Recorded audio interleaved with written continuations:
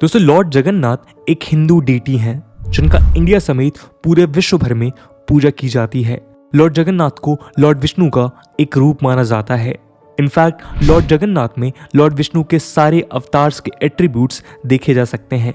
इसी कारण अलग अलग ओकेजन पे लॉर्ड जगन्नाथ की पूजा डिफरेंट फॉर्म्स में की जाती है। एग्जाम्पल के तौर पे लॉर्ड जगन्नाथ को अक्सर लॉर्ड विष्णु के 8वें अवतार लॉर्ड कृष्णा से आइडेंटिफाई किया जाता है।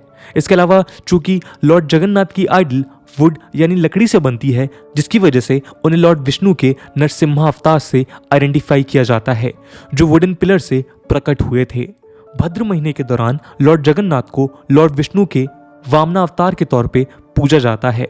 दोस्तों, लॉर्ड जगन्नाथ से ऐसी कई मिस्ट्रीज जुड़ी हुई हैं, लेकिन आज हम केवल उन मिस्ट्रीज की बात करेंगे जिनका स्रोत लॉर्ड जगन्नाथ द्वारा विराजे पुरी स्थित जगन्नाथ धाम में है।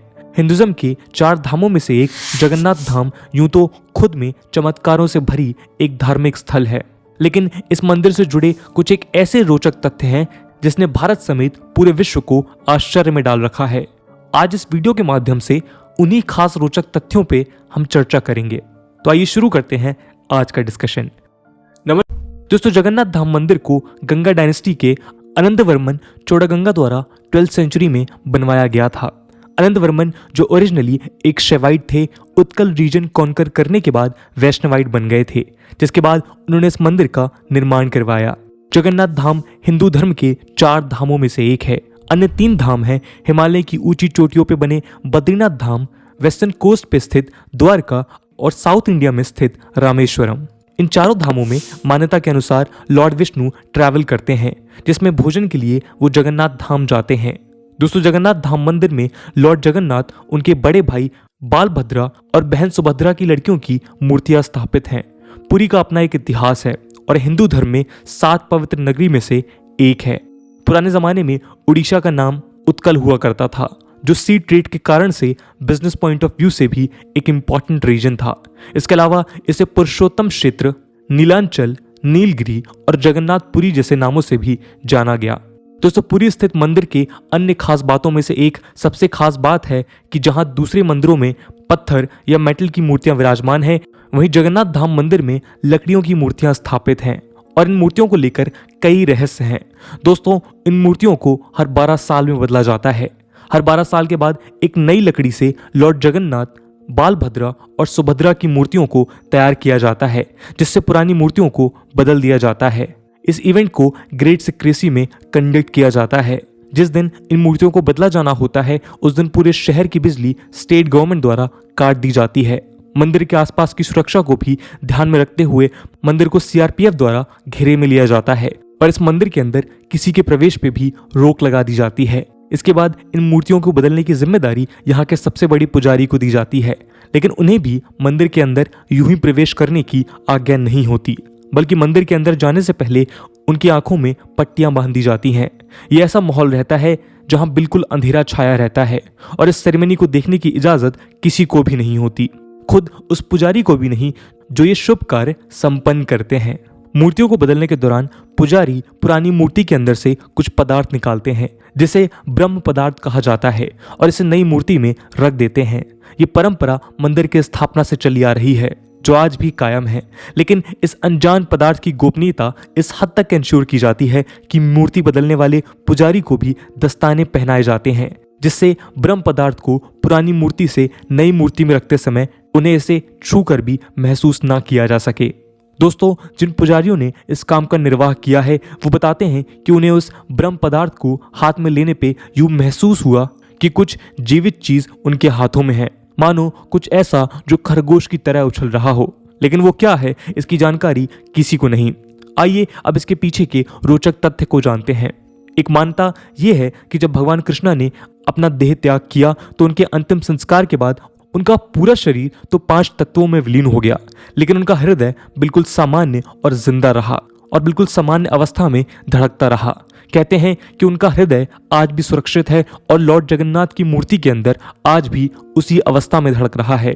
ब्रह्म पदार्थ के रूप में जिस चीज को लॉर्ड जगन्नाथ की पुरानी मूर्ति से नई मूर्ति में रखा जाता है, वो और कुछ नहीं बल्कि लॉर्ड कृष्णा का हृदय है, जो आज भी जीवित है।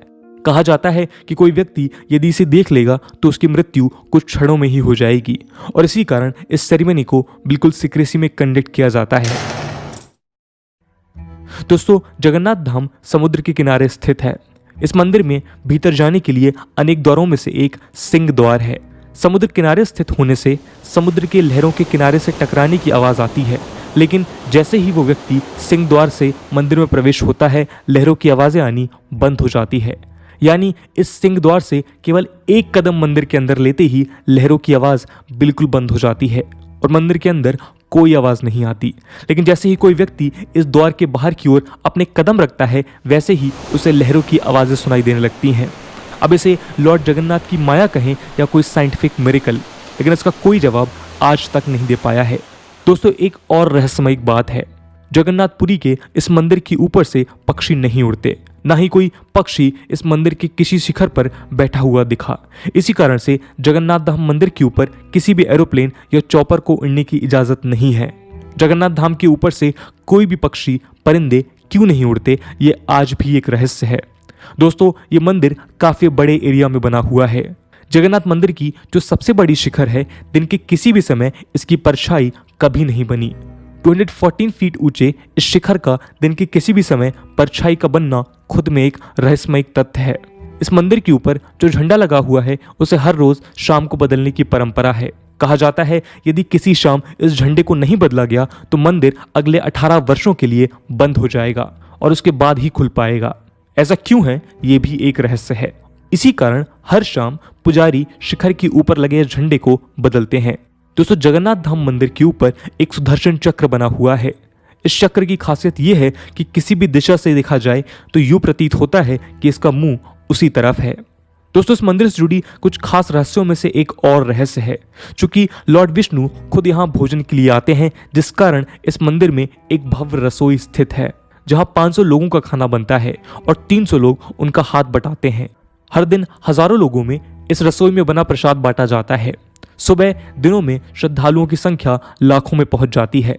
लेकिन इस रसोई से जुड़ी सबसे रोचक बात यह है कि ना तो यहाँ पे बना भोजन कभी कम पड़ता है और ना ही कभी व्यर्थ जाता है। लोगों की माने तो सारा दिन इस रसोई से श्रद्धालुओं को प्रसाद बांटा जाता है और प्रसाद कम नहीं होता। लेकिन जैसे ही मंदिर में प्रवेश बंद करने का समय आता है, वैसे ही प्रसाद खत्म हो जाता है और एक भी अन्न का दाना व्यर्थ नहीं जाता। इसी भी श्रद्धालुओं द्वारा लॉर्ड जगन्नाथ की माया माना जाता है। दोस्तों, इस मंदिर और रसोई से जुड़ा एक और रहस्य है कि इस मंदिर में प्रसाद लकड़ी के चूल्हे पे बनता है, जिसे 7 बर्तनों में पकाया जाता है। इन बर्तनों को चूल्हे पे एक के ऊपर एक चढ़ाया जाता है, लेकिन रहस्यमयी तरीके से इन 7 बर्तनों में सबसे ऊपर रखे बर्तन में प्रसाद बनकर तैयार होता है और सबसे नीचे रखे बर्तन में सबसे अंत में। यूं कहें कि जो बर्तन लपटों से सबसे दूर रहता है, उसमें पका प्रसाद सबसे पहले पक जाता है और जो बर्तन लपटों से सबसे करीब रहता है, उसमें सबसे अंत में। ऐसा कैसे होता है, ये भी एक रहस्य है। दोस्तों, इस सब के अलावा जगन्नाथ धाम से जुड़ा एक और रहस्य है। मंदिर के ऊपर लगे झंडे को यूं तो साइंस के हिसाब से हवा के साथ उड़ना चाहिए, लेकिन यहाँ ऐसा नहीं होता। मंदिर के शिखर पे लगा झंडा हवा की दिशा में उड़ने की जगह उसके विपरीत दिशा में उड़ता है। उस झंडे का ऐसा उड़ना आज भी एक रहस्य है। तो दोस्तों, ये थी एक कहानी जगन्नाथ धाम से जुड़े कुछ रहस्यों की। शायद इन्हीं रहस्यों के कारण जगन्नाथ धाम श्रद्धालुओं के लिए अन्य धामों से ज्यादा आकर्षित प्रतीत होता है और कई श्रद्धालु इस मंदिर की माया को महसूस करने पुरी जाते हैं। इतने सालों के बाद भी आज तक जगन्नाथ धाम से जुड़े इन रहस्यों का खुलासा नहीं हो पाया है। पर दोस्तों, रहस्य खुलें या ना खुलें, पर भक्तों की मान्यता और विश्वास जगन्नाथपुरी धाम में अटूट बना हुआ है। इस पूरे मुद्दे को लेकर आपका क्या ओपिनियन है, कमेंट सेक्शन में ज़रूर बताइएगा। आज की वीडियो के लिए इतना ही। आई होप आपको वीडियो पसंद आई होगी और अगर पसंद आई है तो अपने दोस्तों के साथ शेयर करना मत भूलिएगा। हम मिलते हैं अगले वीडियो में, तब तक के लिए जय हिंद, जय भारत।